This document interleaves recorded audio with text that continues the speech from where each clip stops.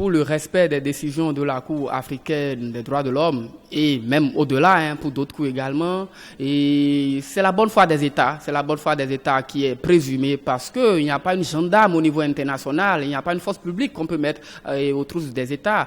Ça aurait été des individus comme vous et moi ou comme tout citoyen béninois que le non-respect d'une décision et la police républicaine serait déjà là pour nous embarquer. Mais cela ne se fait pas avec les États, donc c'est la bonne foi. Alors, sachant que la bonne foi a des limites, parce que vous pouvez décider d'être de mauvaise foi.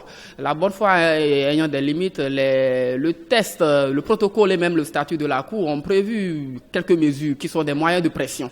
Des moyens de pression qui sont des pressions, on dira, diplomatiques entre États pour mettre la pression sur les États de respecter. Maintenant, quand les États ne le font pas, il faut dire que la sanction, elle revient à la conférence des chefs d'État et qui, certainement, pourront prendre des mesures, des sanctions diplomatiques ou politique ou économique, mais ce que je voudrais dire également, c'est qu'au niveau de ces sanctions, il y a également des limites, parce que nous sommes en droit international, et le droit international est caractérisé par une certaine souplesse. Le professeur Diogbenou a l'habitude de dire que le droit international est un droit de compromis.